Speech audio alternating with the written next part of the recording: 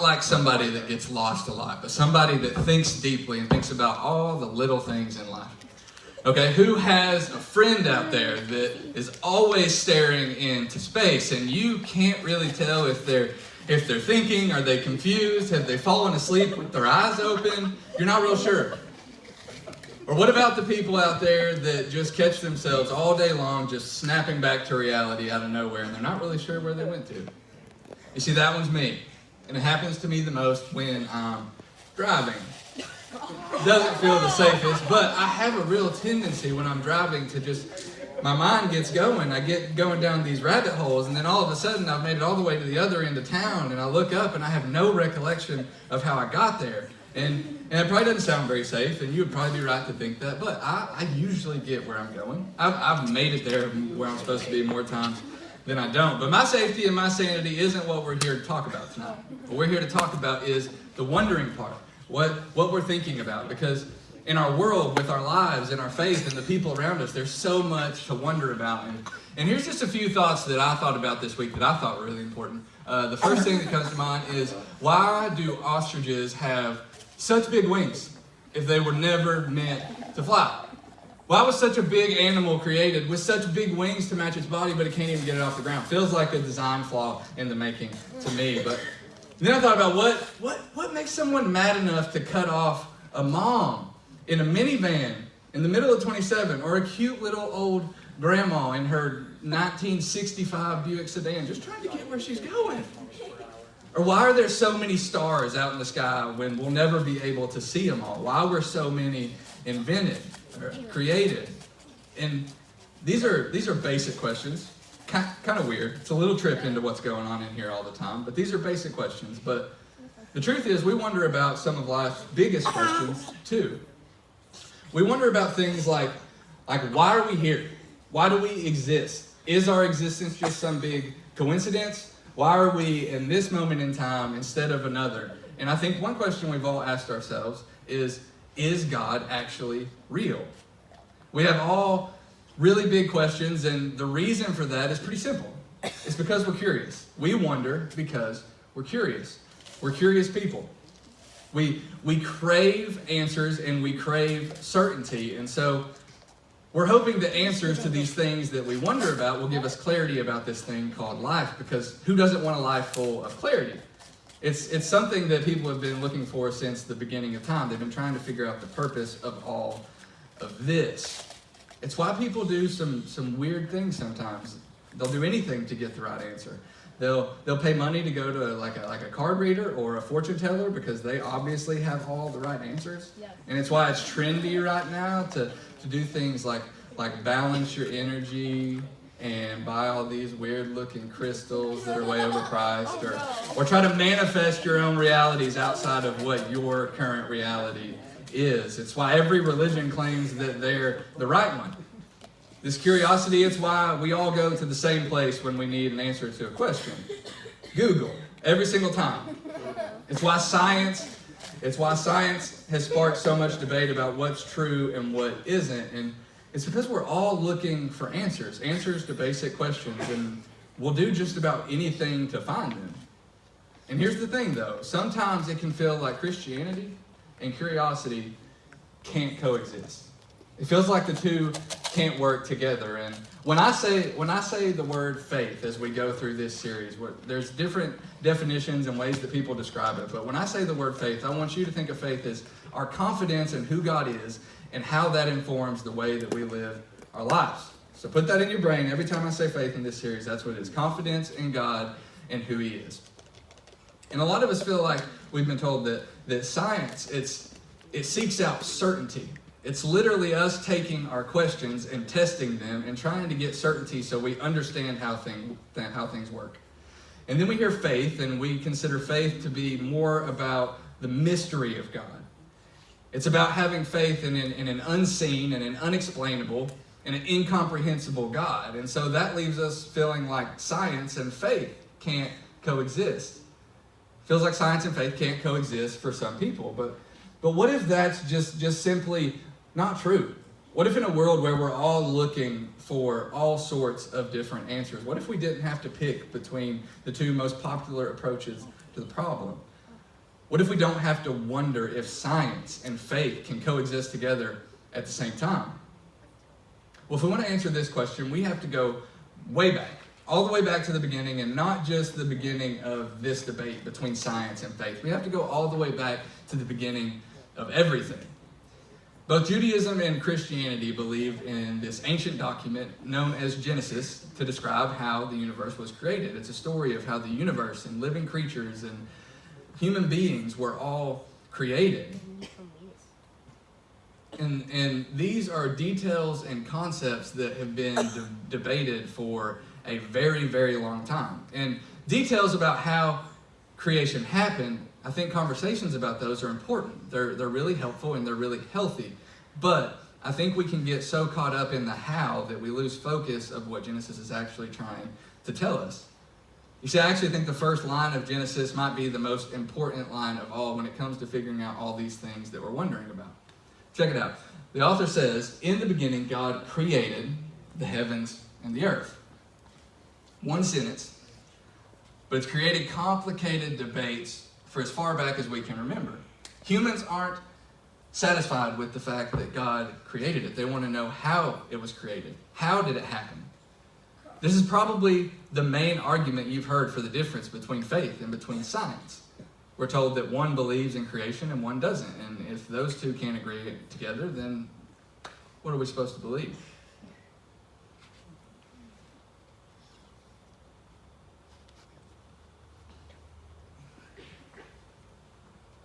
There's the slide that I'm supposed to be on. So, think about it. What different views on the way the world was created have you learned or heard about or maybe even considered for yourself? When it comes to creation, what have you been told by your parents? What have you been told by your grandparents? What have you learned about creation at church and then at school? What have you learned about science? And when it comes to both of them, what have you thought about when you're laying alone in bed at 2 a.m. staring at the ceiling because you can't go to sleep? And while there's a lot of debate on this one sentence, I don't think this is what the author of Genesis was trying to point at. You see, this one statement isn't an argument against science. Instead, it's trying to point us towards the God that is behind all the science. And if you've been told at one point or another that your faith requires you to leave behind some level of intellect or desire to understand how and why the world works the way it does, I'm sorry. That's what I grew up with. That's what I grew up being told, that if I wanted to believe in faith, then I couldn't really dive much deeper. I had to accept answers that I was given just at surface value. I couldn't figure them out on my own. And on the other end, if you've been told that in order to believe anything in science, you have to reject the mystery of God, well, that's just not legitimate science. The two actually work together. You see, science addresses how things came to be, and faith connects us to who is behind it all. Basically, science is the pursuit of understanding our world. Science and faith both work to fuel our curiosity, and our curiosity is where we encounter a very real God. We tell you all the time, we want you to be the true, authentic version of yourself 100% of the time. And when you are authentic about your curiosity and your questions, you have very real experiences with a very real God that are life-changing. You have experiences with a God who chose to speak to you through both faith and science. And don't just take my word for it. According to Jesus himself, using your mind is really, really important. In fact, he was asked at one point, what is the most important thing in this world? And Jesus' response was, you're to love the Lord your God with all your heart and with all your soul and with all your mind. Jesus told us to love God with everything that we have, and that includes our mind. And God doesn't want us to shut down our mind in order to believe in this thing we call faith. He never wants us to stop exploring and wondering and asking questions about how and why things happen around us. Because he gave us our minds for a reason. He made them intricate for a reason. He made us deep thinkers for a reason. He wanted us to wonder about the how and why behind things happen. And as we wonder with our minds, we can also remember that the author of Genesis shows us that faith is getting to know the God behind it all. Faith is getting to know the God behind it all. Even as we explore science, As we explore science with our minds, we become more confident in getting to know the God who created everything. Just because we're exploring science and not what feels like we should be doing, like praying, diving into our Bible, just because it doesn't feel in that spiritual bubble, it doesn't mean we're not learning more about the God that created it all. In our faith, it leaves space for that in-between of things that we don't know. It allows us to be content with not knowing because we trust God with the answers. This is how science and faith coexist with one another. Because science is actually a gift given to us by God. It's not an enemy of our faith. And as you explore science, your faith can expand. See, when you lean into your faith, you're using your curiosity to embrace the fact that some parts of life, they're just always going to be a mystery. Because if God is as big as we say he is, if God is bigger than we could ever imagine, then how could we possibly know everything? And if we don't get content with that reality, how can we move forward with our faith? Think about God the way that we think about our universe. The universe is expanding constantly. And the only way that we know that is because we continue to explore and discover new things. It seems like every day we're finding new stars and new planets and new galaxies and more black holes. And as we find more, we become more certain about how the universe works. But while we become more certain about how it works, it gives us more questions about what's going on. And at the end of the day, it feels like all that we've become certain about in the universe is that the universe is an ever-expanding mystery. And I know that sentence in itself, just trying to get it out of my brain and out of my mouth, it kind of hurt my head a little bit. But that's kind of the point. We're incredible people with incredible minds. God made us with these minds to explore and to discover the things around us. And as our understanding grows, we begin to discover that there's more mystery behind it. But then if we live by our faith, then we know that there is so much that remains beyond our ability to understand. And the way God and science works together it's sort of similar. We explore our curiosity using science, and when we do, we gain more certainty about how things work. And at the same time, science winds up leading us to a greater mystery of this God and what he's about and what he does and how he works in our lives. And it leaves us more curious about everything going on around us. The more science that we study, the better we understand how God does things for us. And the more questions we have about how and why God does them. It's faith that allows us to embrace this mystery and explore God more and get to know him better.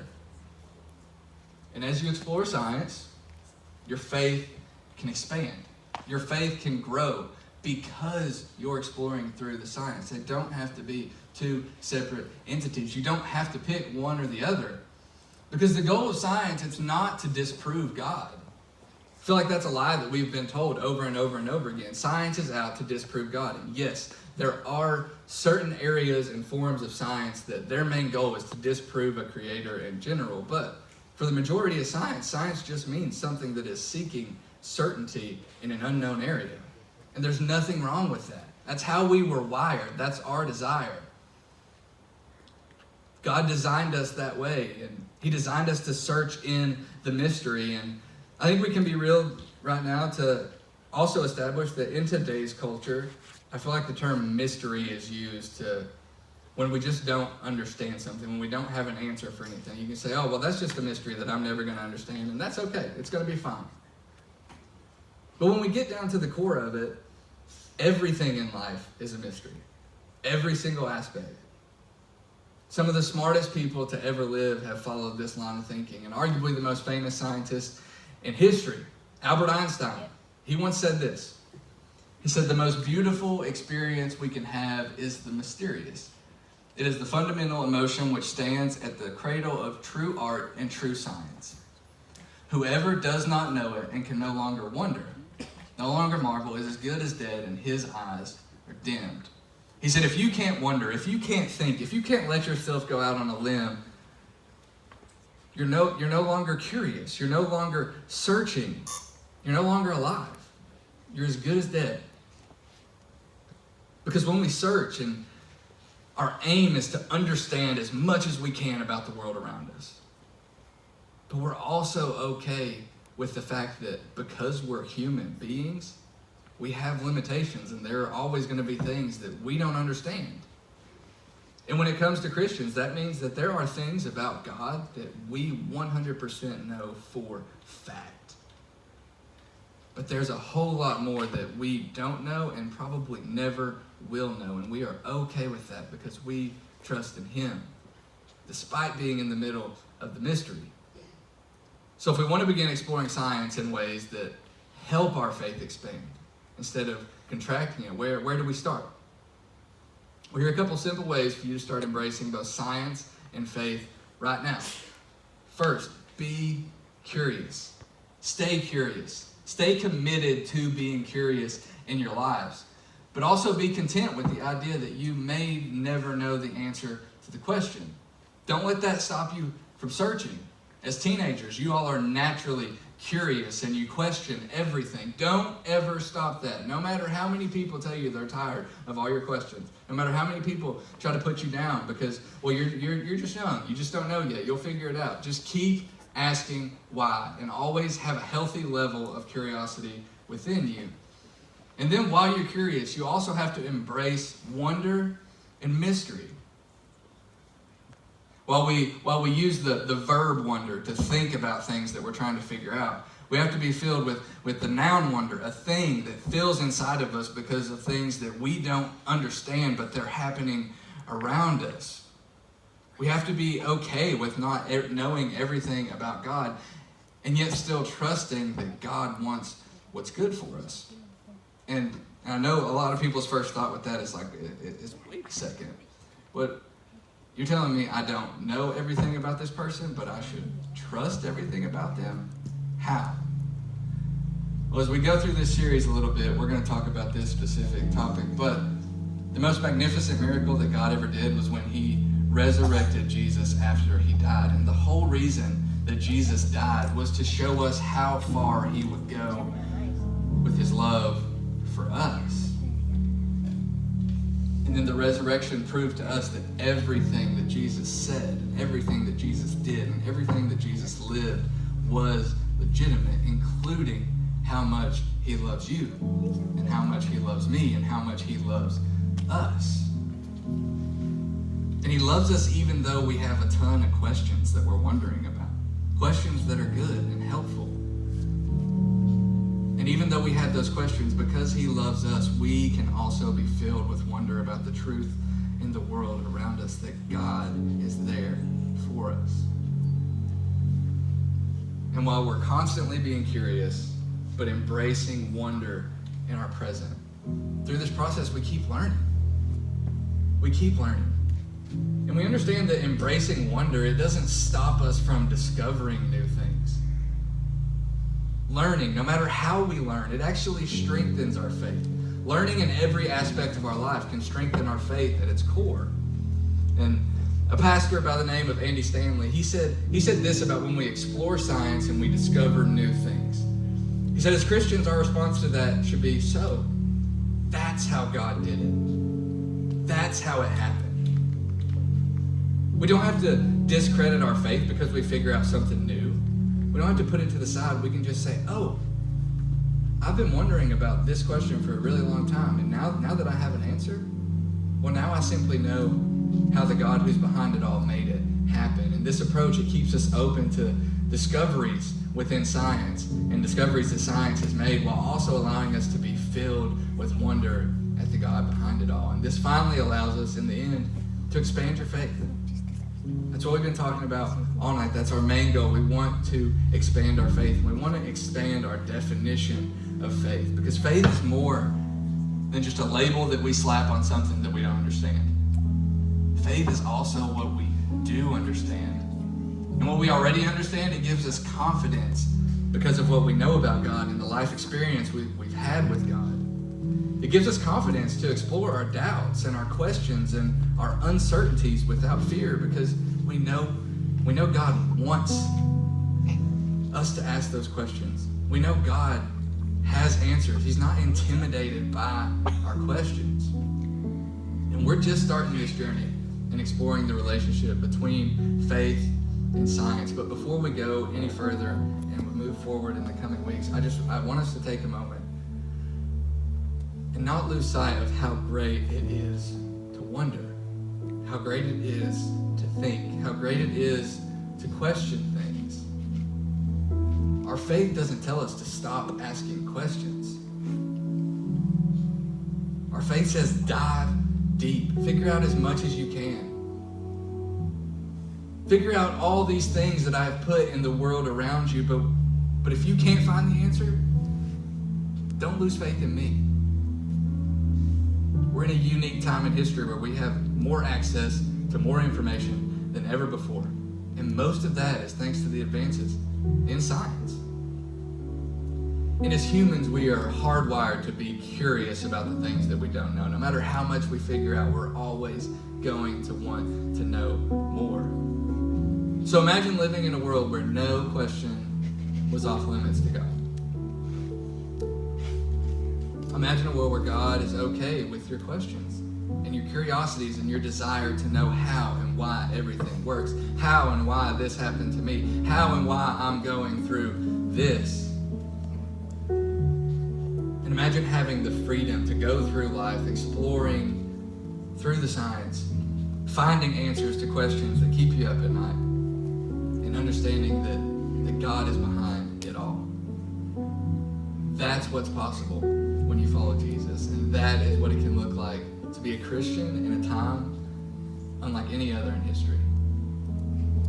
That's why as you explore science, your faith can expand. As you explore, your faith can expand. And so as you head to groups tonight, I have one question that I want you to be thinking about. Think about your response when I ask you, how can science and faith begin to work together in your own life? And how can they work together to make your faith stronger?